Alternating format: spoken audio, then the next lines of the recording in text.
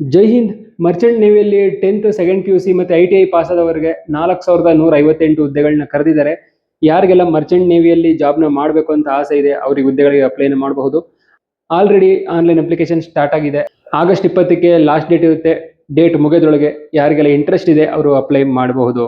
ಇವತ್ತಿನ ವಿಡಿಯೋದಲ್ಲಿ ಮರ್ಚೆಂಟ್ ನೇವಿ ಅಂದರೆ ಏನು, ಡ್ಯೂಟಿ ಯಾವ ಥರ ಇರುತ್ತೆ, ಯಾವ್ಯಾವ ಪೋಸ್ಟ್ಗಳನ್ನ ಕರೆದಿದ್ದಾರೆ, ಪ್ರತಿಯೊಂದು ಪೋಸ್ಟ್ಗಳ ಕೆಲಸ ಏನು, ಮತ್ತು ಟ್ರೈನಿಂಗ್ ಯಾವ ಥರ ಇರುತ್ತೆ, ಸ್ಯಾಲ್ರಿ ಎಷ್ಟಿರುತ್ತೆ, ಈ ಎಲ್ಲ ಕಂಪ್ಲೀಟ್ ಇನ್ಫಾರ್ಮೇಷನ್ನ ಇವತ್ತಿನ ವಿಡಿಯೋದಲ್ಲಿ ಕೊಡ್ತಾ ಇದ್ದೀನಿ.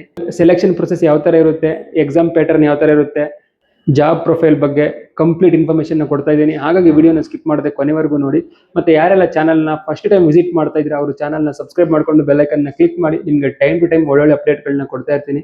ಮತ್ತು ಕೆಳಗಡೆ ಹೈಪ್ ಬಟನ್ ಕಾಣ್ತಿದೆಯಲ್ಲ, ಹೈಪ್ ಮಾಡಿ. ನೀವು ಹೈಪ್ ಮಾಡೋದ್ರಿಂದ ಎಲ್ಲ ಮಕ್ಕಳಿಗೂ ಈ ವಿಡಿಯೋ ರೀಚ್ ಆಗುತ್ತೆ. ಬನ್ನಿ ಈಗ ವಿಡಿಯೋನ ಸ್ಟಾರ್ಟ್ ಮಾಡೋಣ.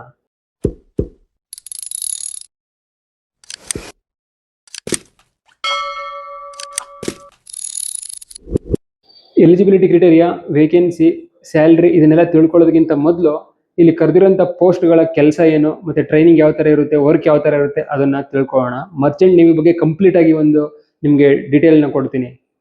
ಮರ್ಚೆಂಟ್ ನೇವಿ ಅಂದರೆ ಏನು? ಮರ್ಚೆಂಟ್ ನೇವಿ ಅಂದರೆ ಜನರನ್ನ ಮತ್ತು ಸರಕು ಸಾಮಗ್ರಿಗಳನ್ನ ಒಂದು ದೇಶದಿಂದ ಇನ್ನೊಂದು ದೇಶಕ್ಕೆ ಹಡಗುಗಳ ಮೂಲಕ, ಸಮುದ್ರದ ಮೂಲಕ ಸಾಗಿಸುವ ಒಂದು ವಾಣಿಜ್ಯ ಹಡಗುಗಳ ಸೇವೆ ಇದಾಗಿರುತ್ತೆ. ತುಂಬಾ ಜನ ಮರ್ಚೆಂಟ್ ನೇವಿನ ಇಂಡಿಯನ್ ನೇವಿ ಅನ್ಕೊಂಡಿರ್ತಾರೆ. ಇಲ್ಲ, ಇಂಡಿಯನ್ ನೇವಿನೇ ಬೇರೆ, ಮರ್ಚೆಂಟ್ ನೇವಿನೇ ಬೇರೆ. ಮರ್ಚೆಂಟ್ ನೇವಿ ಪ್ರೈವೇಟ್ ಕಂಪ್ನಿ ಆಗಿರುತ್ತೆ, ಇಂಡಿಯನ್ ನೇವಿ ಗೌರ್ಮೆಂಟ್ ಡಿಪಾರ್ಟ್ಮೆಂಟ್ ಆಗಿರುತ್ತೆ. ಮರ್ಚೆಂಟ್ ನೇವಿಯ ಮುಖ್ಯ ಕೆಲಸ ಅಂದರೆ ತೈಲ ಸಾಗಣೆ ಮಾಡೋದು, ಗ್ಯಾಸ್ ಸಾಗಣೆ ಮಾಡೋದು, ಕಾರುಗಳ ಸಾಗಣೆ ಮಾಡೋದು, ಆಹಾರ ಪದಾರ್ಥಗಳ ಸಾಗಣೆ ಮಾಡೋದು, ಕಂಟೈನರ್ಗಳ ಸಾಗಣೆ. ಮತ್ತು ಮರ್ಚೆಂಟ್ ನೇವಿ ಸಿಬ್ಬಂದಿಗಳು ಹಲವಾರು ತಿಂಗಳುಗಳು ಶಿಪ್ನಲ್ಲೇ ಡ್ಯೂಟಿನ ಮಾಡಬೇಕಾಗುತ್ತೆ. ಮರ್ಚೆಂಟ್ ನೇವಿಯಲ್ಲಿ ಯಾವ್ಯಾವ ಪೋಸ್ಟ್ ಕರೆದಿದ್ದಾರೆ, ಅದರ ವರ್ಕ್ ಯಾವ ಥರ ಇರುತ್ತೆ ಅಂತ ತಿಳ್ಕೊಳ್ಳೋಣ. ಮೊದಲನೇದು ಡೆಕೋರೇಟಿಂಗು. ಡೆಕೋರೇಟಿಂಗ್ ಅಂದರೆ ಹಡಗನ್ನ ಕ್ಲೀನ್ ಮಾಡೋದಾಗಿರುತ್ತೆ, ಮತ್ತು ಅದಕ್ಕೆ ಪೇಂಟಿಂಗ್ ಮಾಡೋದು, ತುಕ್ಕಿಡಿದ ಥರ ಶಿಪ್ನ ಮೇಂಟೈನ್ ಮಾಡೋದು. ಹಡಗು ಬಂದರಿಗೆ ಬಂದಾಗ ಅದಕ್ಕೆ ಮೋರಿಂಗ್, ಒಂದು ರೋಪ್ ಇರುತ್ತೆ, ಆ ರೋಪ್ನ ಕಟ್ಟೋದು, ಆ್ಯಂಕರಿಂಗ್ ಕಾರ್ಯಾಚರಣೆಗಳನ್ನ ಮಾಡೋದು, ಸರಕು ಸಾಗಣೆಗಳನ್ನ ಲೋಡಿಂಗ್ ಅನ್ಲೋಡಿಂಗ್ ಮಾಡೋದು, ಮತ್ತು ಸುರಕ್ಷಾ ಕರ್ತವ್ಯಗಳನ್ನು ನಿರ್ವಹಿಸೋದು ಡೆಕೋರೇಟಿಂಗ್ ಕೆಲಸ ಆಗಿರುತ್ತೆ. Next engine rating. ಹೆಸರಲ್ಲೇ ಗೊತ್ತಾಗ್ತಾ ಇದೆ, ಈ ಜಾಬ್ಗೆ ಅಪ್ಲೈ ಮಾಡೋರು ಎಂಜಿನ್ ಕೆಲಸಗಳಿರುತ್ತೆ. ಎಂಜಿನ್ ಮೇಂಟೈನ್ ಮಾಡೋದಾಗಲಿ, ಮತ್ತು ಕೆಟ್ಟೋಗಿರೋ ಎಂಜಿನ್ಗಳನ್ನ ರಿಪೇರ್ ಮಾಡೋದು, ಆಯಿಲು, ಲೂಬ್ರಿಕೆಂಟ್ಸು ಇದನ್ನೆಲ್ಲ ಚೆಕ್ ಮಾಡೋದು, ಎಂಜಿನ್ ರೂಮ್ನ ಕ್ಲೀನಾಗಿ ನೋಡ್ಕೊಳ್ಳೋದು, ಮತ್ತು ಅಲ್ಲಿರೋ ಇಂಜಿನಿಯರ್ಗೆ ಹೆಲ್ಪ್ ಮಾಡೋದು ಎಂಜಿನ್ ಡೆಕ್ ಅವರ ಡ್ಯೂಟಿ ಆಗಿರುತ್ತೆ. ನೆಕ್ಸ್ಟು ಸೀಮೇನು. ಸೀಮೇನ್ ಅಂದರೆ ಶಿಪ್ನ ಹೊರಗಡೆ ಕೆಲಸ ಇರುತ್ತೆ. ಶಿಪ್ನ ಹೊರಗಡೆ ಅಂದರೆ ಈಗ ರೂಮ್ಗಳೆಲ್ಲ ಔಟ್ ಸೈಡಲ್ಲಿ ಸ್ಪೇಸ್ ಇರುತ್ತಲ್ಲ, ಅದ್ರದ್ದು ಮೇಂಟೈನ್ ಮಾಡೋದು, ಪೇಂಟಿಂಗ್ ಮಾಡೋದು, ತುಕ್ಕಿಡಿದಿರೋ ಥರ ನೋಡ್ಕೊಳ್ಳೋದು, ಎಲ್ಲೆಲ್ಲಿ ಡ್ಯಾಮೇಜ್ಗಳಿದೆ ಅದನ್ನೆಲ್ಲ ರಿಪೇರ್ ಮಾಡೋದು, ನೇವಿಗೇಷನ್ ವಾಚ್ ಮಾಡೋದು, ತುರ್ತು ಪರಿಸ್ಥಿತಿಗಳಲ್ಲಿ ಸುರಕ್ಷಾ ಕ್ರಮಗಳನ್ನು ವಹಿಸೋದು ಸೀಮೇನ್ ಡ್ಯೂಟಿ ಆಗಿರುತ್ತೆ. Next electrician. ಎಲೆಕ್ಟ್ರಿಷಿಯನ್ ಅಂದರೆ ಶಿಪ್ಪಲ್ಲಿ ಏನೇ ಒಂದು ಎಲೆಕ್ಟ್ರಿಕ್ ಪ್ರಾಬ್ಲಮ್ ಆಗಲಿ, ಕನೆಕ್ಷನ್ ಕಟ್ಟಾಗಿದ್ರೆ ಕನೆಕ್ಷನ್ ಕೊಡೋದು, ಶಿಪ್ಪಲ್ಲಿ ಏನಾದರೂ ಎಮರ್ಜೆನ್ಸಿ ಎಲೆಕ್ಟ್ರಿಕ್ ಪ್ರಾಬ್ಲಮ್ ಆದರೆ ಅದನ್ನು ಸರಿಪಡಿಸೋದು ಇವ್ರ ಕೆಲಸ ಆಗಿರುತ್ತೆ. Next welder helper.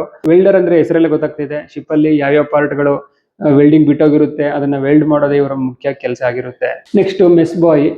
ಮೆಸ್ ಬಾಯ್ ಅಂದರೆ ಮಾಡಿರುವಂಥ ಅಡುಗೆನ ತಂದು ಎಲ್ಲರಿಗೂ ಸರ್ವ್ ಮಾಡೋದು ಇವ್ರ ಕೆಲಸ ಆಗಿರುತ್ತೆ. ಡೈನಿಂಗ್ ಹಾಲ್ನ ಕ್ಲೀನ್ ಮಾಡೋದು ಇವ್ರ ಮೇನ್ ಕೆಲಸ ಆಗಿರುತ್ತೆ. ಮತ್ತು ಕಿಚನಲ್ಲಿ ಕುಕ್ ಸ್ಟಾಫ್ಗೆ ಹೆಲ್ಪ್ ಮಾಡ್ತಾರೆ. ಲಾಸ್ಟ್ ಒನ್ನು ಕುಕ್ಕು.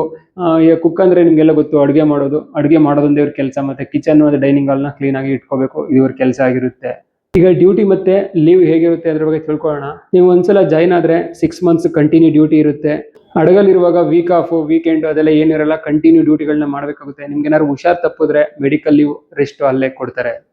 ಕೆಲವು ಬಂದರಿಗೆ ಹೋದಾಗ ನಿಮಗೆ ಕೆಲವು 1 hour 2 hour 6 hours ಅಲ್ಲಿ ಸ್ಟಾಪ್ ಇದ್ದಾಗ ಅಲ್ಲಿ ನಿಮಗೆ ರೆಸ್ಟ್ ಮಾಡೋದಕ್ಕೆ ಟೈಮ್ ಸಿಗುತ್ತೆ. ಅದರ್ವೈಸ್ ನಿಮಗೆ ರೆಗ್ಯುಲರ್ ಡ್ಯೂಟಿ ಇರುತ್ತೆ 6 months. ಟೋಟಲ್ ನಿಮಗೆ 6 ರಿಂದ 9 ತಿಂಗಳ ಕಾಲ ಶಿಪ್ಪಲ್ಲಿ ಡ್ಯೂಟಿ ಇರುತ್ತೆ. ಅದಾದ್ಮೇಲೆ 3 ರಿಂದ 4 ತಿಂಗಳು, ಜಾಸ್ತಿ ಅಂದ್ರೆ 5 ತಿಂಗಳು ಲೀವಲ್ಲಿ ಇರ್ತೀರಾ. ರಜೆಯಲ್ಲಿ ಸ್ಯಾಲ್ರಿ ಸಿಗುತ್ತಾ ಸರ್ ಅಂತ ಕೇಳಬಹುದು. ಸ್ಟಾರ್ಟಿಂಗಲ್ಲಿ ನಿಮಗೆ ರಜೆಯಲ್ಲಿ ಸ್ಯಾಲ್ರಿ ಸಿಗಲ್ಲ. ನೀವು ಎಷ್ಟು ದಿನ ಶಿಪ್ಪಲ್ಲಿ ಇರ್ತೀರ ಅಷ್ಟು ದಿನ ಮಾತ್ರ ಸ್ಯಾಲ್ರಿ ಸಿಗುತ್ತೆ. ಮತ್ತು ಇದು ಕಾಂಟ್ರಾಕ್ಟ್ ಬೇಸ್ ಜಾಬ್ ಆಗಿರುತ್ತೆ. ನೀವು ಪರ್ಮನೆಂಟ್ ಆದಮೇಲೆ ನಿಮಗೆ ಲೀವಲ್ಲೂ ಕೂಡ ಸ್ಯಾಲ್ರಿ ಸಿಗುತ್ತೆ. ಈ ಜಾಬ್ಗೆ ಹೋದರೆ ಯಾವ್ಯಾವ ಕಂಟ್ರಿಗೆ ನೀವು ಹೋಗ್ಬೋದು ಅಂತ ಹೇಳ್ತೀನಿ. Singapore, Dubai, Abu Dhabi, Saudi Arabia, Qatar, Oman, Malaysia, China, Japan, South Korea, ಇನ್ನು ಹಲವಾರು ಕಂಟ್ರಿಗಳಿಗೆ ಹೋಗ್ಬೋದು. ಇದರಲ್ಲಿ 2 ಲಾಭ ಇದೆ ನೋಡಿ. ಒಂದು, ಶಿಪ್ಪಲ್ಲಿ ಸಮುದ್ರದಲ್ಲಿ ಆರಾಮಾಗಿ ಎಂಜಾಯ್ ಮಾಡ್ಕೊಂಡು ಡ್ಯೂಟಿಗಳನ್ನ ಮಾಡಬಹುದು, ಮತ್ತು ಬೇರೆ ಬೇರೆ ಕಂಟ್ರಿಗಳಿಗೂ ಫ್ರೀಯಾಗಿ ಓಡಾಡಬಹುದು. ಇದು ಕಂಪನಿ ಕಾಂಟ್ರಾಕ್ಟ್ ಬೇಸ್ ಮೇಲೆ ಕೆಲಸ ಇರುತ್ತೆ. 1 ವರ್ಷ 2 ವರ್ಷ ಅಂತ ಅವರು ಕಾಂಟ್ರಾಕ್ಟ್ ಬೇಸ್ ಮೇಲೆ ಮಾಡಿಸ್ಕೋತಾರೆ. ಆ ಕಾಂಟ್ರಾಕ್ಟ್ ಮುಗಿದ್ಮೇಲೆ ಮತ್ತೆ ನೀವು ಮನೆಗೆ ಬರಬೇಕಾಗುತ್ತೆ. ಒಂದು ಕಾಂಟ್ರಾಕ್ಟ್ ಸಾಮಾನ್ಯವಾಗಿ 6 ರಿಂದ 9 ತಿಂಗಳು ಅಂದ್ರೆ 1 ವರ್ಷ ಇರುತ್ತೆ. ಅದಾದ್ಮೇಲೆ ಕಾಂಟ್ರಾಕ್ಟ್ ಮುಗಿಯುತ್ತೆ. ನೀವು ಅಪ್ಲೈ ಮಾಡಾದ್ಮೇಲೆ ಜಾಬ್ ಹೋಗೋದಕ್ಕೆ ಮುಂಚೆ ಆ ಕಾಂಟ್ರಾಕ್ಟ್ ಎಷ್ಟು ವರ್ಷ ಇದೆ ಅಂತ ತಿಳ್ಕೊಂಡು ಹೋಗ್ಬೇಕಾಗುತ್ತೆ. ಮತ್ತೆ ಒಂದೊಂದು ಕಂಪ್ನಿಗಳಲ್ಲಿ ಒಂದೊಂದು ತರ ರೂಲ್ಸ್ ಇರುತ್ತೆ. 6 ರಿಂದ 9 ತಿಂಗಳು ಡ್ಯೂಟಿ ಮಾಡ್ತೀರಾ, 4 ತಿಂಗಳು ರಜೆ ಮುಗಿಸ್ತೀರಾ, ಮತ್ತೆ ಆ ಕಂಪ್ನಿ ನೀವು ಕಾಂಟ್ಯಾಕ್ಟ್ ಮಾಡಿ ಮತ್ತೆ ಜಾಬ್ಗೂ ಕೂಡ ಡೈರೆಕ್ಟ್ ಆಗಿ ಜಾಯಿನ್ ಆಗಬಹುದು. ಕೆಲವೊಬ್ರು ಜಾಯಿನ್ ಮಾಡೋಕೆ ಬಿಡಲ್ಲ, ಅಲ್ಲಿಗೆ ಕಾಂಟ್ರಾಕ್ಟ್ ನ ಕಂಪ್ಲೀಟ್ ಮಾಡ್ತಾರೆ. ಮತ್ತೆ ನಿಮ್ದು ಮೆಡಿಕಲ್ ಫಿಟ್ನೆಸ್ ಮತ್ತೆ ಹೆಲ್ತ್ ಎಲ್ಲ ಚೆನ್ನಾಗಿದ್ರೆ ನೀವು ಕಂಟಿನ್ಯೂ ಮಾಡ್ಕೊಂಡು ಹೋಗ್ಬೋದು. 15 ರಿಂದ 20 ವರ್ಷ ಈ ನೇವಿ ಡ್ಯೂಟಿಗಳು ಮಾಡೋಕ್ಕೂ ಕೂಡ ಅವಕಾಶ ಇದೆ. ಹಾಗಾಗಿ ನೀವು 1 ವರ್ಷ ಕಾಂಟ್ರಾಕ್ಟ್ ಮುಗಿದ್ಮೇಲೆ ಅವ್ರನ್ನ ಕಾಂಟ್ಯಾಕ್ಟ್ ಮಾಡಿಕೊಂಡು ನೀವು ಜಾಬ್ನ ಕಂಟಿನ್ಯೂ ಮಾಡ್ಕೊಂಡು ಹೋಗೋ ಅವಕಾಶಗಳು ಕೂಡ ಇದರಲ್ಲಿ ಇದೆ. ಎಕ್ಸ್ಪೀರಿಯನ್ಸ್ ಹೆಚ್ಚಾದಂತೆ ಪ್ರಮೋಷನ್ ಸ್ಯಾಲರಿ ಎಲ್ಲ ಜಾಸ್ತಿ ಆಗೋ ಕೂಡ ಚಾನ್ಸ್ ಇರುತ್ತೆ. ಮರ್ಚೆಂಟ್ ನೇವಿಲಿ ಲಿಮಿಟೆಡ್ ಸರ್ವಿಸ್ ಇರಲ್ಲ, ನೀವು ಎಷ್ಟು ವರ್ಷ ಬೇಕಾದ್ರೂ ಮಾಡಬಹುದು ಗಾಯ್ಸ್. ಆನ್ ಡ್ಯೂಟಿಲಿ ಏನಾದ್ರು ಹೆಲ್ತ್ ಪ್ರಾಬ್ಲಮ್ ಆದ್ರೆ ಅಂತ ನಿಮಗೆ ಡೌಟ್ ಬರ್ಬೋದು. ಆ ಥರ ಏನಾದ್ರು ಆದ್ರೆ ಅಲ್ಲೇ ಡಾಕ್ಟರ್ಸ್, ಹಾಸ್ಪಿಟಲ್, ಮೆಡಿಕಲ್ ಎಲ್ಲ ಇರುತ್ತೆ, ಅಲ್ಲೇ ಸರಿಪಡಿಸ್ತಾರೆ. ಏನಾದ್ರು ಆಗ್ಲಿಲ್ಲ, ಜಾಸ್ತಿ ನಿಮಗೆ ಕ್ರಿಟಿಕಲ್ ಪ್ರಾಬ್ಲಮ್ ಆಯ್ತು ಅಂದ್ರೆ ಹೆಲಿಕಾಪ್ಟರ್ ಮೂಲಕ ನಿಮ್ನ ಹಾಸ್ಪಿಟಲ್ಗೆ ಶಿಫ್ಟ್ ಮಾಡ್ತಾರೆ. ಯಾಕೆಂದ್ರೆ ನಿಮ್ ರೆಸ್ಪಾನ್ಸಿಬಿಲಿಟಿ ಎಲ್ಲ ಅವ್ರದ್ದಾಗಿರುತ್ತೆ. ನಿಮ್ದು ಏನೇ ಪ್ರಾಬ್ಲಮ್ ಆಗಲಿ ಏನೇ ಆಗಲಿ ಎಲ್ಲ ಅವರೇ ನೋಡ್ಕೋತಾರೆ. 6 ರಿಂದ 9 ತಿಂಗಳು ನೀವು ಶಿಪ್ಪಲ್ಲಿ ಇರೋವರೆಗೂ ನಿಮ್ಮ ರೆಸ್ಪಾನ್ಸಿಬಿಲಿಟಿ ಅವ್ರದ್ದಾಗಿರುತ್ತೆ. ಜಾಯ್ನ್ ಆಗೋಕ್ಕಿಂತ ಮುಂಚೆ ಬೇಸಿಕ್ ಟ್ರೈನಿಂಗ್ ಕೂಡ ಇರುತ್ತೆ. ಅದರಲ್ಲಿ ಸ್ವಿಮ್ಮಿಂಗ್ ಕಲಿಸ್ತಾರೆ, ಮತ್ತೆ ನೇವಿಗೇಷನ್ ಡ್ಯೂಟಿಗಳು, ಎಮರ್ಜೆನ್ಸಿ ಆದರೆ ಯಾವ ಥರ ಬಚಾವ್ ಆಗಬೇಕು, ಜನರನ್ನ ಯಾವ ಥರ ಬಚಾವ್ ಮಾಡಬೇಕು, ಮತ್ತೆ ಎಕ್ಸಿಟ್ ಗೇಟ್ಗಳು ಯಾವುದು, ಚಿಕ್ಕ ಚಿಕ್ಕ ಬೋಟ್ಗಳನ್ನ ನಾವು ನೀರಿಗೆ ಬಿಟ್ಬಿಟ್ಟು ಅದಕ್ಕೆ ಜನರನ್ನ ಎಕ್ಸಿಟ್ ಮಾಡೋದು ಹೇಗೆ, ಈ ಟ್ರೈನಿಂಗ್ ಎಲ್ಲ ಇರುತ್ತೆ. ಮತ್ತೆ ಏರ್ ಫೈಟಿಂಗ್ ಟ್ರೈನಿಂಗ್ ಎಲ್ಲ ಇರುತ್ತೆ. ಶಿಪ್ಪಲ್ಲಿ ಬೆಂಕಿ ಎತ್ಕೊಂಡ್ರೆ ಹೇಗೆ ಆರಿಸೋದು, ಈ ಟ್ರೈನಿಂಗ್ ಎಲ್ಲ ಇರುತ್ತೆ. ಇದಿಷ್ಟು ಆಯ್ತು ಮರ್ಚೆಂಟ್ ನೇವಿ ಡೀಟೇಲ್ಸ್. ಈಗ ಎಲಿಜಿಬಿಲಿಟಿ ಕ್ರೈಟೇರಿಯಾ ಬಗ್ಗೆ ಮಾತಾಡೋದಾದ್ರೆ ವೇಕೆನ್ಸಿ 4158 ಇದೆ. ಮೇಲ್ ಕ್ಯಾಂಡಿಡೇಟ್ಸ್ ಮಾತ್ರ ಅಪ್ಲೈ ಮಾಡ್ಬೋದು, ಫಿಮೇಲ್ಗೆ ಯಾವುದೇ ಅವಕಾಶ ಇಲ್ಲ. ಅಪ್ಲಿಕೇಶನ್ ಡೇಟು 6 ಜುಲೈಗೆ ಸ್ಟಾರ್ಟ್ ಆಗಿದೆ. ಅಪ್ಲೈ ಮಾಡೋದಕ್ಕೆ last date August 20. Written exam ಸೆಪ್ಟೆಂಬರಲ್ಲಿ ಕಂಡಕ್ಟ್ ಮಾಡ್ತಾರೆ. ಎಕ್ಸಾಮ್ ಆದ 1 ವಾರಕ್ಕೆ ರಿಸಲ್ಟ್ನ ಅನೌನ್ಸ್ ಮಾಡ್ತಾರೆ ಗೈಸ್. ಈಗ ವೇಕೆನ್ಸಿ, ಏಜು, ಸ್ಯಾಲ್ರಿ, ಕ್ವಾಲಿಫಿಕೇಶನ್ ಇದ್ರ ಬಗ್ಗೆ ತಿಳ್ಕೊಳ್ಳೋಣ. ಮೊದಲನೇದಾಗಿ ಡೆಕೋರೇಟಿಂಗ್ಗೆ 17 ರಿಂದ 25 ಏಜ್ ಆಗಿರಬೇಕು. ಸ್ಯಾಲ್ರಿ 50 ರಿಂದ 85 ಸಾವಿರ ಇರುತ್ತೆ. ಕ್ವಾಲಿಫಿಕೇಶನ್ 12th ಪಾಸ್ ಆಗಿರಬೇಕು. 221 ವೇಕೆನ್ಸಿನ ಬಿಟ್ಟಿದ್ದಾರೆ. ನೆಕ್ಸ್ಟ್ ಇಂಜಿನ್ ರೇಟಿಂಗು 17 ರಿಂದ 25 ವರ್ಷ ವಯಸ್ಸಾಗಿರಬೇಕು. 40 ರಿಂದ 60 ಸಾವಿರ ಸ್ಯಾಲ್ರಿ ಇರುತ್ತೆ. 10th ಪಾಸ್ ಆಗಿದ್ರೆ ಸಾಕು. 336 ವೇಕೆನ್ಸಿ ಇದೆ. ನೆಕ್ಸ್ಟು ಸೀಮೇನು, ಇದಕ್ಕೆ 17 ವರ್ಷದಿಂದ 25 ವರ್ಷ ಏಜ್ ಆಗಿರಬೇಕು.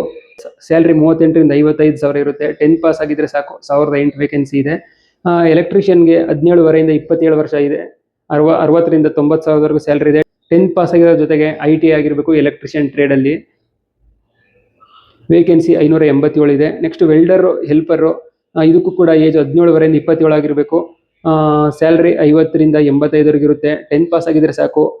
10th ಜೊತೆಗೆ ವೆಲ್ಡರ್ ಅಲ್ಲಿ ITI ಆಗಿರಬೇಕು. 578 ವೇಕೆನ್ಸಿ ಇದೆ. ನೆಕ್ಸ್ಟ್ ಮೆಸ್ ಬಾಯ್, ಇದಕ್ಕೂ ಕೂಡ 17 ರಿಂದ 27 ಏಜ್ ಆಗಿರಬೇಕು. 40 ರಿಂದ 60 ಸಾವಿರದವರೆಗೆ ಸ್ಯಾಲ್ರಿ ಇದೆ. 10th ಪಾಸ್ ಆಗಿದ್ರೆ ಸಾಕು. 675 ವೇಕೆನ್ಸಿ ಇದೆ. ನೆಕ್ಸ್ಟ್ ಕುಕ್ಕು ಕೂಡ 17 ರಿಂದ 27 ಇರಬೇಕು. ಸ್ಯಾಲ್ರಿ 40 ರಿಂದ 60 ಸಾವಿರ. 10th ಪಾಸ್ ಆಗಿದ್ರೆ ಸಾಕು. 753 ವೇಕೆನ್ಸಿ. Total 4158 vacancy. ಮೇಲ್ ಕ್ಯಾಂಡಿಡೇಟ್ಸ್ ಮಾತ್ರ ಅಪ್ಲೈ ಮಾಡ್ಬೋದು, ಫಿಮೇಲ್ಗೆ ಅವಕಾಶ ಇಲ್ಲ. ಯಾರೆಲ್ಲ 10th ರಿಸಲ್ಟ್ ಮತ್ತು ಸೆಕೆಂಡ್ PUC ITI ರಿಸಲ್ಟ್ನ ವೇಟ್ ಮಾಡ್ತಿದ್ರೆ ಅವರು ಅಪ್ಲೈ ಮಾಡಬಹುದು. ಆಗಸ್ಟ್ 20ರವರೆಗೆ ನೀವು ಮಾರ್ಕ್ಸ್ ಕಾರ್ಡ್ಗಳನ್ನ ಅಪ್ಲೋಡ್ ಮಾಡೋದಕ್ಕೆ ಅವಕಾಶನ ಕೊಟ್ಟಿದ್ದಾರೆ. ನೆಕ್ಸ್ಟ್ ರಿಟರ್ನ್ ಎಕ್ಸಾಮ್ 100 ಮಾರ್ಕ್ಸ್ ಇರುತ್ತೆ. ರಿಟರ್ನ್ ಎಕ್ಸಾಮ್ ಅಲ್ಲಿ general awareness, science knowledge, English knowledge, ಮತ್ತೆ ಆಪ್ಟಿಟ್ಯೂಡ್ ಮತ್ತು ರೀಸನಿಂಗ್ ಇರುತ್ತೆ. ಜನರಲ್ ಅವೇರ್ನೆಸ್ 25 ಕ್ವಶನ್ ಇರುತ್ತೆ, 25 ಮಾರ್ಕ್ಸ್ಗೆ. Science knowledge 25 question, English knowledge 25 question, aptitude reasoning 25 question. ಎಲ್ಲದರಲ್ಲೂ ಒಂದೊಂದು ಮಾರ್ಕ್ಸ್ ಹಂಗೆ 25 ಕ್ವಶನ್ ಆಯಿತು. 4 ಪಾರ್ಟ್ ಇದೆ. ಟೋಟಲು 100 ಮಾರ್ಕ್ಸ್ ಇರುತ್ತೆ. 4 ಪಾರ್ಟ್ಗೆ 100 ಕ್ವಶನ್ಗೆ 100 ಮಾರ್ಕ್ಸ್ ಇರುತ್ತೆ. 2 ಅವರಲ್ಲಿ ಎಕ್ಸಾಮ್ನ ಕಂಪ್ಲೀಟ್ ಮಾಡಬೇಕಾಗುತ್ತೆ. ಯಾವುದೇ ನೆಗೆಟಿವ್ ಮಾರ್ಕ್ಸ್ ಇರೋದಿಲ್ಲ. ಮಲ್ಟಿಪಲ್ ಚಾಯ್ಸ್ ಕ್ವಶನ್ಸ್ ಇರುತ್ತೆ, ನೆಗೆಟಿವ್ ಮಾರ್ಕ್ಸ್ ಇರೋದಿಲ್ಲ. ಎಕ್ಸಾಮ್ ಲ್ಯಾಂಗ್ವೇಜು ಇಂಗ್ಲೀಷ್ ಮತ್ತು ಹಿಂದಿ, ಕನ್ನಡದಲ್ಲಿ ಇರೋದಿಲ್ಲ, ನೆನಪಿರಲಿ. ಎಕ್ಸಾಮ್ ಸೆಂಟರು ಕರ್ನಾಟಕದಲ್ಲಿ ಇದೆ. ಬೆಂಗಳೂರು ಮತ್ತು ಮೈಸೂರು ಇವೆರಡು ಸೆಂಟ್ರಲ್ಲಿ ಎಕ್ಸಾಮ್ನ ಬರೀಬಹುದು. ಹೇಗೆ ಅಪ್ಲೈ ಮಾಡಬೇಕು ಅಂದರೆ ಈ ಸ್ಕ್ರೀನಲ್ಲಿ ಕಾಣ್ತಿರೋ www.sealaneMaritime.in ಈ ವೆಬ್ಸೈಟ್ಗೆ ಹೋಗ್ಬಿಟ್ಟು ಅಪ್ಲೈನ ಮಾಡಬೇಕಾಗುತ್ತೆ. ಸೆಲೆಕ್ಷನ್ ಪ್ರೊಸೆಸಲ್ಲಿ ಎಕ್ಸಾಮ್ ಇರುತ್ತೆ. ಎಕ್ಸಾಮ್ ಪಾಸ್ ಆದ ಕ್ಯಾಂಡಿಡೇಟ್ಸ್ಗೆ ಪರ್ಸನಲ್ ರೌಂಡ್ ಅಂದರೆ ಕೌನ್ಸಲಿಂಗ್ ಇರುತ್ತೆ. ಆ ಕೌನ್ಸಲಿಂಗ್ಗೆ ನೀವು ನಿಮ್ಮ ಪೇರೆಂಟ್ಸ್ ಜೊತೆ ಹೋಗಬೇಕಾಗುತ್ತೆ. ಉತ್ತರ ಪ್ರದೇಶದ ಗೋರಖ್ಪುರ್ ಸೀಲೈನ್ ಮ್ಯಾರಿಟೈಮ್ ಅಕಾಡೆಮಿಗೆ ಹೋಗಬೇಕಾಗುತ್ತೆ. ಅಲ್ಲಿ ನಿಮಗೆ ಕೌನ್ಸಿಲ್ ಇರುತ್ತೆ. ಅಲ್ಲಿ ರಿಜಿಸ್ಟರ್ ಡೇಟ್ ಮತ್ತು ಟೈಮು ವೆಬ್ಸೈಟಲ್ಲಿ ಅಪ್ಲೋಡ್ ಮಾಡ್ತಾರೆ. ಆ ಟೈಮಿಂಗ್ನ, ಆ ಡೇಟ್ನ ನೋಡಿಕೊಂಡು ನೀವು ಹೋಗಬೇಕಾಗುತ್ತೆ. ನಿಮ್ಮ ಇಮೇಲ್ಗೂ ಕೂಡ ಮೆಸೇಜ್ ಬರುತ್ತೆ, ಅದನ್ನು ನೋಡಿಕೊಂಡು ನೀವು ಹೋಗಬೇಕಾಗುತ್ತೆ. ಮತ್ತು ನೆಕ್ಸ್ಟ್ ರೌಂಡಲ್ಲಿ ರಿಟರ್ನ್ ಮತ್ತು ಕೌನ್ಸಲಿಂಗ್ ರೌಂಡ್ ಬೇಸ್ ಮೇಲೆ ಶಾರ್ಟ್ ಲಿಸ್ಟ್ನ ಮಾಡಿ ಫೈನಲ್ ರೌಂಡ್ಗೆ ಸೆಲೆಕ್ಟ್ ಮಾಡ್ತಾರೆ. ಮತ್ತು ಫೈನಲ್ ರೌಂಡಲ್ಲೂ ಕೆಲವೊಂದು ಎಕ್ಸಾಮ್ಗಳನ್ನ ಮಾಡ್ತಾರೆ. ಅದರಲ್ಲಿ ಸೆಲೆಕ್ಟ್ ಆದಮೇಲೆ ನೀವು ಟ್ರೈನಿಂಗಿಗೆ ಸೆಲೆಕ್ಟ್ ಆಗ್ತೀರಾ ಗೈಸ್. ಈಗ ಕೆಲವೊಂದು ಜನರಲ್ ಇನ್ಸ್ಟ್ರಕ್ಷನ್ ಕೊಟ್ಟಿದ್ದಾರೆ, ಅದ್ರ ಬಗ್ಗೆ ಹೇಳ್ತೀನಿ. ನಿಮಗೆ PDF ಬೇಕಂದರೆ ಈ ಸ್ಕ್ರೀನಲ್ಲಿ ಕಾಣ್ತಿರೋಂಥ ಈ ನಂಬರ್ಗೆ DM ಮಾಡಿ, ನಿಮಗೆ PDF ಪ್ರೊವೈಡ್ ಮಾಡ್ತೀನಿ. A to Z ಇನ್ಫಾರ್ಮೇಷನ್ ಅದರಲ್ಲಿದೆ. ಹೇಗೆ ಅಪ್ಲೈ ಮಾಡಬೇಕು ಅನ್ನೋದು ಕೂಡ ಅದರಲ್ಲಿದೆ, ನೋಡಿಕೊಂಡು ಅಪ್ಲೈ ಮಾಡಬಹುದು. ಅಪ್ಲೈ ಮಾಡೋಕ್ಕಿಂತ ಮೊದಲು ಆ ನೋಟಿಫಿಕೇಶನ್ ನೋಡಿಕೊಂಡು ಓದಿ ಚೆನ್ನಾಗಿ ಅರ್ಥ ಮಾಡಿಕೊಂಡು ಆಮೇಲೆ ಅಪ್ಲೈನ ಮಾಡಿ. ಅಪ್ಲಿಕೇಶನ್ ಫೀಸ್ ₹100 ಇರುತ್ತೆ. ಯಾರಿಗೂ ಕನ್ಸೆಷನ್ ಇಲ್ಲ, ಎಲ್ಲರೂ ₹100 ಅಪ್ಲಿಕೇಶನ್ ಫೀಸ್ನ ಪೇ ಮಾಡಬೇಕಾಗುತ್ತೆ. ಲಾಸ್ಟ್ ಡೇಟ್ವರೆಗೂ ಕಾಯಬೇಡಿ, ಬೇಗ ಅಪ್ಲೈನ ಮಾಡಿ. ಅಪ್ಲೈ ಮಾಡಿದ್ಮೇಲೆ ಯಾವುದೇ ಕಾರಣಕ್ಕೂ ಕರೆಕ್ಷನ್ ಮಾಡೋದಕ್ಕೆ ಅವಕಾಶ ಇರಲ್ಲ, ಕರೆಕ್ಷನ್ ವಿಂಡೋ ಕೂಡ ಇರೋದಿಲ್ಲ. ಹಾಗಾಗಿ ಒಂದೇ ಸಲ ನೋಡಿಕೊಂಡು ಅಪ್ಲೈ ಮಾಡಿ. ಅಪ್ಲೈ ಮಾಡುವಾಗ ಮೊಬೈಲ್ ನಂಬರ್ ಮತ್ತು ಇಮೇಲು ಕರೆಕ್ಟಾಗಿ ಹಾಕಿ. ಮೊಬೈಲ್ಗೆ ಫೋನ್ ಮೆಸೇಜ್ ಬರಬೇಕು, ಇಮೇಲ್ಗೆ ಮೆಸೇಜ್ ಬರಬೇಕು. ರನ್ನಿಂಗಲ್ಲಿರುವಂಥ ಮೊಬೈಲು ಮತ್ತು ಇಮೇಲ್ ಅಡ್ರೆಸ್ನ ಹಾಕಿ. ಅದರಲ್ಲೇ ನಿಮಗೆ ಪ್ರತಿಯೊಂದು ಅಡ್ಮಿಟ್ ಕಾರ್ಡ್ ಆಗಲಿ, ಸೆಲೆಕ್ಷನ್ ಆಗಲಿ, ಎಲ್ಲ ಕಾಲ್ ಲೆಟರ್ ಆಗಲಿ ಎಲ್ಲ ಮೇಲ್ ಅಥವಾ ಫೋನ್ ನಂಬರಲ್ಲೇ ಬರುತ್ತೆ. ಹಾಗಾಗಿ ಅಪ್ಲೈ ಮಾಡೋಕ್ಕಿಂತ ಮೊದಲು ನೋಡ್ಕೊಂಡು ಅಪ್ಲೈ ಮಾಡಿ. ನೋಡಿದ್ರಲ್ಲ ಗಾಯ್ಸ್, ಇದಿಷ್ಟು ಇವತ್ತಿನ 4158 ಮರ್ಚೆಂಟ್ ಹುದ್ದೆಗಳ ಒಂದು ವಿಡಿಯೋ ಆಗಿತ್ತು. ಯಾರಿಗೆಲ್ಲ ಮರ್ಚೆಂಟ್ ನೇವಿಯಲ್ಲಿ ಜಾಬ್ ಮಾಡಬೇಕು ಅಂತ ಒಂದು ಇಂಟ್ರೆಸ್ಟ್ ಇದೆ, ಅವರು ಈ ಹುದ್ದೆಗಳಿಗೆ ಹೋಗಿ ಅವರು ಈ ಜಾಬನ್ನು ಮಾಡಬಹುದು. ಇದಿಷ್ಟು ಇವತ್ತಿನ ಇನ್ಫಾರ್ಮೇಷನ್. ಈ ವಿಡಿಯೋ ಇಷ್ಟ ಆಗಿದ್ರೆ ವಿಡಿಯೋನ ಲೈಕ್ ಮಾಡಿ, ಯಾರು ಡೌಟ್ಸ್ ಇದ್ದರೆ ಕಮೆಂಟ್ ಮಾಡಿ, ಖಂಡಿತ ರಿಪ್ಲೈ ಮಾಡ್ತೀನಿ. ಮತ್ತು ಯಾರೆಲ್ಲ ಚಾನಲ್ನ ಇದುವರೆಗೂ ಸಬ್ಸ್ಕ್ರೈಬ್ ಮಾಡಿಲ್ಲ ಅವ್ರ ಚಾನಲ್ನ ಸಬ್ಸ್ಕ್ರೈಬ್ ಮಾಡ್ಕೊಂಡು ಬೆಲ್ ಐಕಾನ್ ಕ್ಲಿಕ್ ಮಾಡಿ. ನಿಮಗೆ ಟೈಮ್ ಟು ಟೈಮ್ ಒಳ್ಳೆ ಅಪ್ಡೇಟ್ಗಳನ್ನ ಕೊಡ್ತಾ ಇರ್ತೀನಿ. ಮತ್ತು ಇದೇ ಥರ ಹೊಸ ಅಪ್ಡೇಟ್ ನನಗೆ ನೆಕ್ಸ್ಟ್ ವಿಡಿಯೋದಲ್ಲಿ ಸಿಗ್ತೀನಿ. ಎಲ್ಲರಿಗೂ ಟೇಕ್ ಕೇರ್. ಜೈ ಹಿಂದ್.